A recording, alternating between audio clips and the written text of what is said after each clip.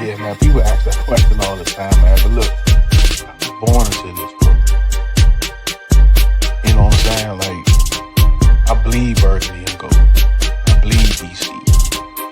This is my home. This is my squad. Regardless of all the name changes and all that, man, it's Berkeley and gold for me. It's DC for me. You know what I'm saying? So, I'm here, man. I ain't going nowhere. I ain't going nowhere. Do it because you love it, not because it loves you. One beat, one sound, one heart, one love. Welcome back to Redzone In the Lab podcast. I am Deuce, and joining me today is a friend, Mitch Tischler. How are you doing today, buddy? I'm doing fantastic. How are you, bud? I've been doing pretty good. Let's get right into it, Mitch. It's been when we talk about the O-line, I love to come to Mitch to talk about him. I know you're going to give it to me truthfully. We've been debating, and me, fans and podcasters, and Brandon Coleman. Is he going to be the left tackle of the future? I don't think we know that answer yet. I am not ready to give up on him after one season.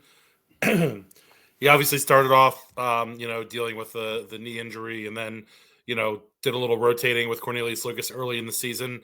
In the middle of the year, when he kind of took over that job full time, and Big Luke took to the backup role, he played well early. And as the season wore on, he got worse. I think a little bit of it is hitting a rookie wall. A little bit of it was playing through some injuries and stuff like that. But, Trent Williams didn't step into Washington as an all-pro in his rookie season.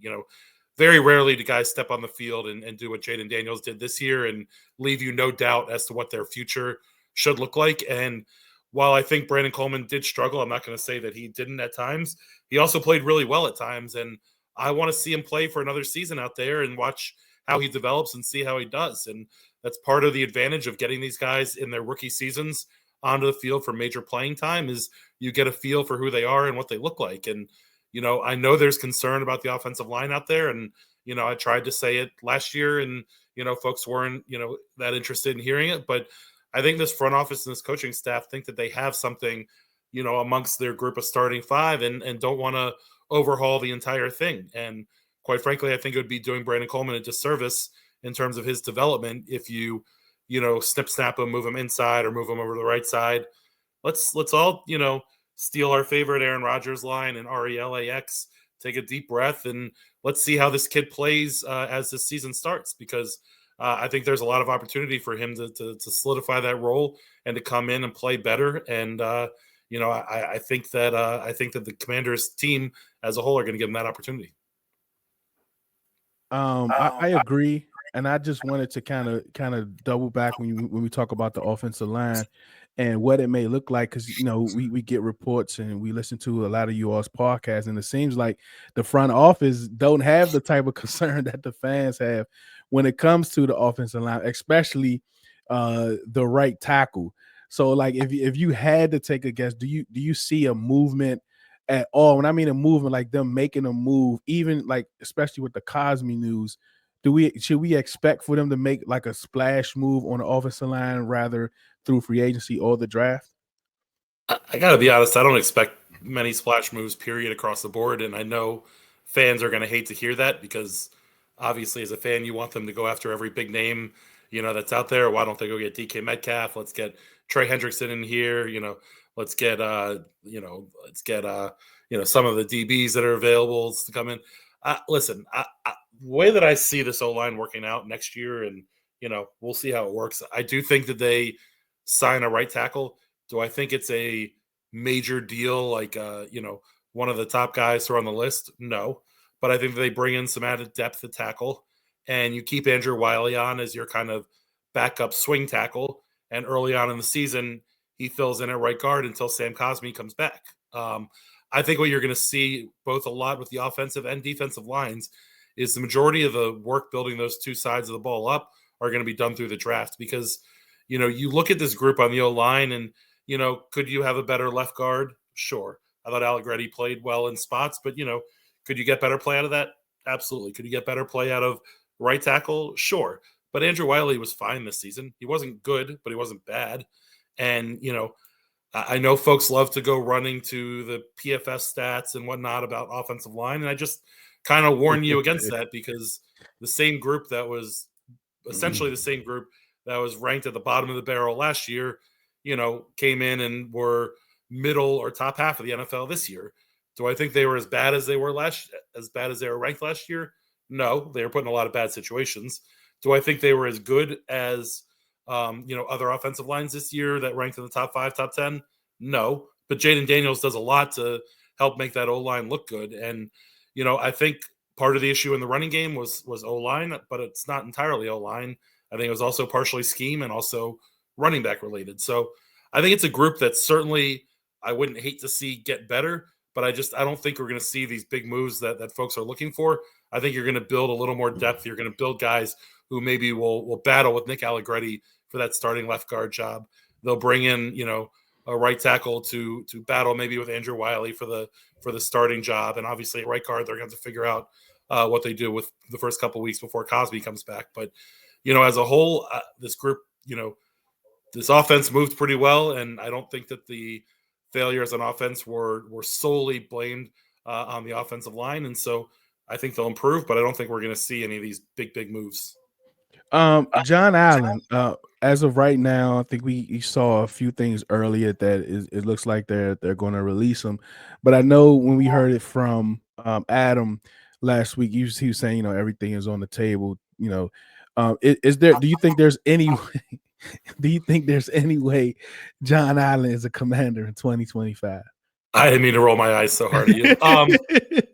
Is there a chance? Sure, there's always a chance. John can go look out around the league and see, damn, I'm not going to get a different new contract with another team. I'm not going to get the opportunity that he hopes. And, and then you have John playing on the last year of his deal, no guaranteed money. And, maybe they'll move things around to guarantee him a little bit of money to make him feel good. But ultimately, I think that, kind of like when you go to a player and you ask them to restructure their contract, i.e. take a pay cut, when you allow a player to find a trade, you're kind of telling them, hey, we're ready to move on without you. And quite frankly, I think it's time to move on from John. He did a lot of good things here in Washington, particularly early in his career when he was, one of the only names and faces that fans really recognized. I think he was he did a good job being a steward of the organization as best he could. Ultimately, I think his play on the field, has dipped as the seasons have gone on, and he's not quite as effective. And ultimately, when I look at this defense, the way that, Dan Quinn and Joe Witt have put it together, I think they're looking for a different type of defensive tackle than John Allen is.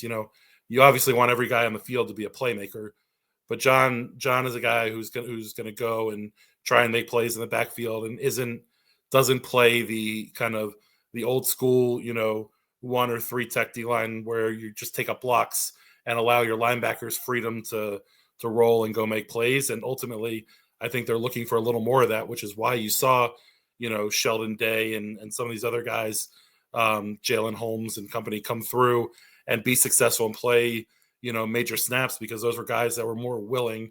John was hurt during this time, so this isn't a shot at John, but they were guys that were willing to play, the defense as called and allow the linebackers to be the ones to go get the quote unquote glory and get the tackles and whatnot. So I think it's a change of, I think as the defense changed, what was being asked of these guys defensively also changed. And I think I wish John the best of luck, but I think his days in the burgundy and gold are numbered. As far as our free agents and who do we have, is there anyone that you would be shocked that we don't bring back? I mean, outside of Tress, I mean, like, come on, right? Is there anyone that you'll be shocked that we don't bring back? I don't know that shocked is the word, but I'd be very surprised if Zach Ertz isn't back. Okay. I think both with his relationship with Cliff, I think his success that he found, I think he was kind of a NFL cast-off, and these guys gave him an opportunity to get back on the field and show the player that he is. I don't think he's I'd be surprised if he went elsewhere. After that, there's not a lot of guys on this roster that worry me. I'd like to see Bobby Wagner back. I'd like to see Jeremy Chin back. Would I be shocked if either of those two, ended up moving on? No, not shocked, because I think they're both replaceable, entities. But obviously, what you get with those guys, and their value isn't just between the white lines. It's also on the practice field and in the film room. I love Ryan Fitzgerald. Just kind of talk about our own. I was a little hurt by the news this morning, but I see it's only for 1 year deal with the kicker. Do you think that's like that's only 1 year deal, right? Do you think there's a chance for them to draft the kicker?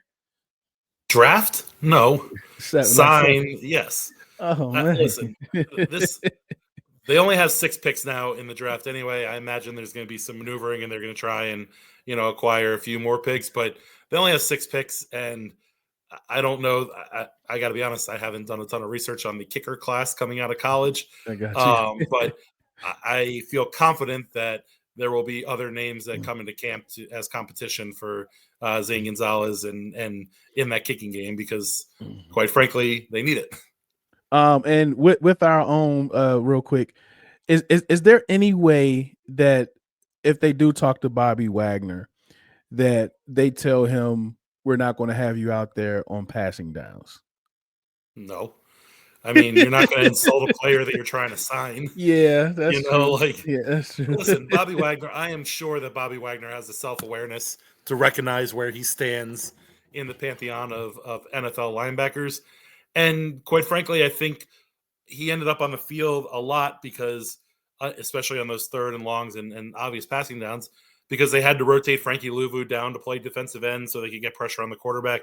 I think an improvement along the defensive line improves across the board. And, Frankie did a good job. I think Frankie is a very good blitzing linebacker. I don't think he's as good of a hand in the dirt pass rusher, but they also were in a situation where they were trying to find pressure any way they could find it. And, Frankie was one of the better options to put his hand in the dirt during those obvious passing downs. I think as we move forward, you get a couple better defensive ends or a couple pass rush specialists that can come in. Frankie Louvu can stay at that linebacker position. Then Bobby Wagner might not be on the field quite as much in those passing downs. So listen, there's something to be said about the wily veterans who find a way to get stops, here and there. Was Bobby Wagner exposed a little bit, particularly as the season went on? Sure. But let's be honest, the Commanders' linebacking core in the past, since London Fletcher retired, haven't been able to cover you or I, from the slot. So, it's, our perception has changed where we're trying to talk about teams that's going towards winning a Super Bowl and playing in NFC championship games regularly and all those different things. And so it's easy to kind of ding Bobby Wagner for some of the late season stuff, but let's not forget how much better he is than what we've had there the past couple of seasons. Big ticket moves, you kind of already told me, like, you don't expect to have any of those big ticket moves. Is that kind of for like via trades and signings, or like do you think there's any type of another big move, something comparable to maybe to the Debo move, the Debo deal signing? Yeah, I think they should be in on Trey Hendrickson. Yeah, I think the Max Crosby contract kind of, is a big FU to the rest of the league. I think the Raiders are able to get that deal done early because they know that Trey Hendrickson and they know that Myles Garrett probably both are going to get new contracts. Do I want the Commanders in on either or both of those guys? Absolutely. Do I think the reality of it is that it's going to happen? I think the reality is a little less likely. Trey Hendrickson's 30, I don't want to take anything away from his pass rush numbers because, the sack numbers speak for themselves, but he played on a defense that was constantly able to pin its ears back because the Bengals offense was scoring a ton of points. I do think that you need to upgrade both defensive end positions and find a little more help, find guys that can be more 3-down defensive ends and not guys that are, strictly pass rushers. So the market's going to be interesting for Dante Fowler. He's going to get some money being a double-digit sack kind of guy. But I do think that, if you are signing Bobby Wagner to a relatively cheap contract. You have Mikey Sanders still, Quan Martin, both on their rookie deals. You have guys who aren't taking up a ton of cap money in the spots they are, so you can afford to spend a little bit.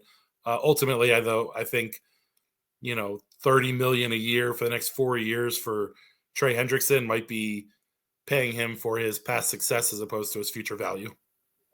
You kind of mentioned Mikey. I kind of thought about Marshawn Lattimore and some of the fans. We're creating this rumor that that Marshawn Lattimore is overseas getting a seal blood transfusion for his hamstring. Have you heard anything about Marshawn since the end of the year? Is he have any type of surgeries, or are he just going to rest it? Have you heard anything about Marshawn Lattimore? No, I mean, what do we think? Maybe kangaroos have some of the strongest hamstrings in the animal kingdom. Send his ass to Australia and get those things transplanted. I'm in on it, whatever it is. But big picture, when I look at Marshawn Lattimore, he didn't give us what we wanted last season, and you know that.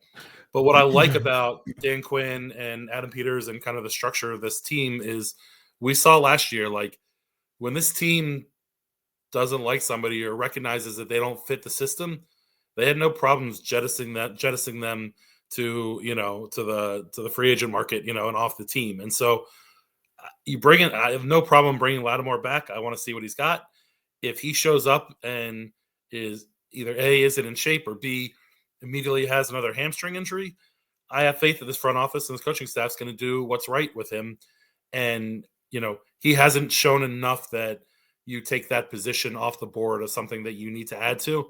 I'd be surprised if we don't see them add a corner in free agency. I'm not saying they're going to go to the top of the market for that, but I do think they'll add a 27-year-old-ish type dude.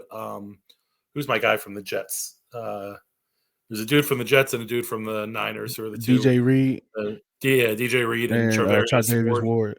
Yeah. I think DJ Reed's ultimately going to probably be too expensive, but they might be able to find a way to swing it with Charvarius Ward. There's different guys out there, but Sanders still played really well, both inside and outside last year. He's clearly more of an inside guy.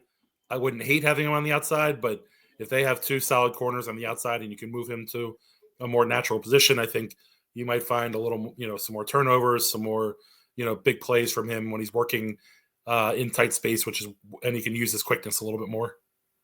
When it comes to the draft, of course, for me, I don't really like doing mock drafts until after free agency because it doesn't really make a lot of sense to me. But as far as the draft coming up, we know we have some strong positions: running back, defensive tackle, guard, and those such as. Running back a strong position? Yeah, there are at least 6 or 7 guys that they could say to be day one starters. Okay. Okay. In the draft, it's strong. I thought you were saying the Commanders were set at those positions. And I was like, okay. All right. Sorry, my bad. Continue. Oh no, I got you screwed up. My bad. Oh no, Mitch. I didn't want to question your GM skills, but I was going to kind of question your GM skills a little bit. That running back is strong. So having said that, do you think if just say we keep the first 3 picks, right? We don't make any big moves with wide receiver, running back, and free agency. Which position are you looking at first? Wide receiver or running back? Going into which one you think is more important?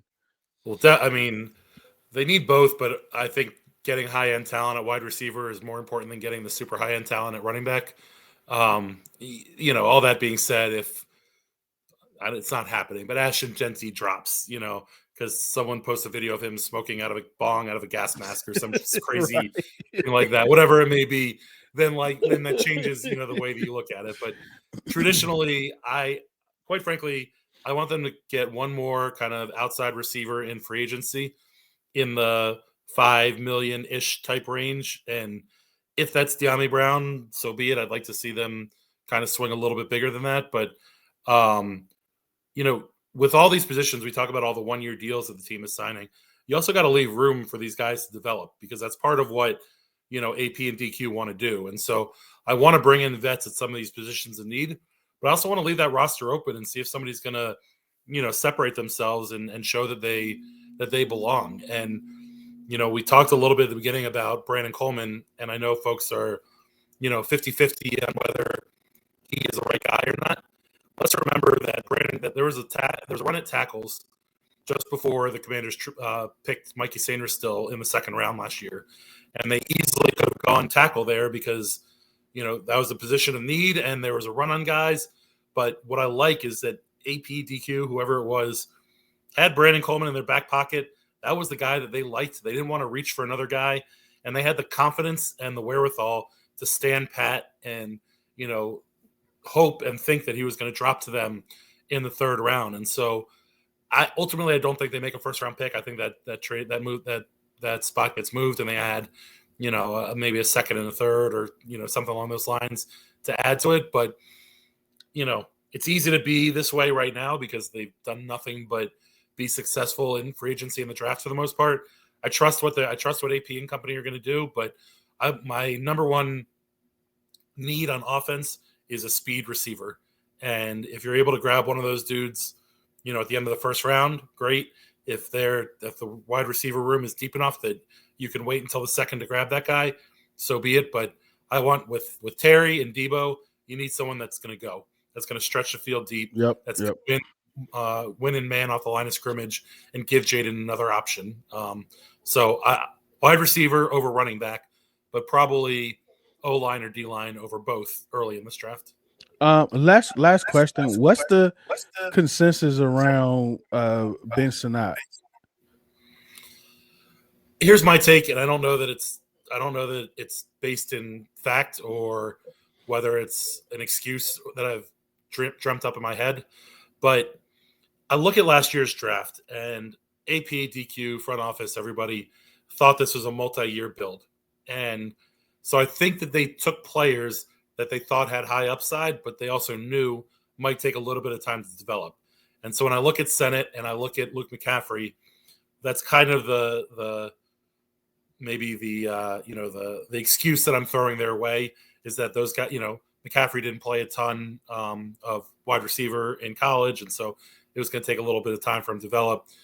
Sennett played a different type of role in college, and he's being asked here, and I think ultimately he struggled blocking some, which is why I think he had trouble getting on the field as much as he did. And also Zach Ertz played well, so that didn't help him a ton. I'm hoping that those two guys are guys that will take big jumps this offseason. Yeah. And if you look historically at, some of the drafts that the 49ers had, going back, they had guys that they took in the mid rounds that didn't necessarily pop right away. And they were able to grow and mature, through off seasons. And I'm hoping that we see that out of Sennett because, quite frankly, I don't know if John Bates is going to be. I don't know, what we're going to get out of John Bates, what we're going to see from him in the burgundy and gold and whatnot. So they definitely need help at tight end as well. So I hope they grow. I think they'll grow. And I think the mindset in the draft changes now that that you have the most important position on an NFL field taken care of, and you can start picking guys, that might not have quite as high of a ultimate ceiling, but can get on the field early and help you this year, next year, as opposed to needing to sit and develop. Thank you so much, Mitch, for your time. How can we get I know, but for the people that don't know, how do we listen to you on the Beltway Football Podcast? Yeah, Beltway Football Podcast, anywhere you get your podcasts. We're on Monumental Sportsnet on TV every week, Friday, Saturday, and Sunday. During the season, we'll act as your pregame show at 11:30 a.m. On Sunday morning. So, you can catch a Washington football, a Commanders only pregame show then, and then go watch the national shows in the game. And then after games, we're live on Monumental Sports app and monumentalsportsnetwork.com doing a live postgame show. So we're all over the place. Come find us. It's a lot of fun to listen to, and always good to join you. Thank you so much. We appreciate your time. And all of you that are watching or listening, we appreciate your time. We know it's very valuable for you to spend it with us. We absolutely appreciate it. Remember, do it because you love it, not because it loves you. One beat, one sound, one heart, one love.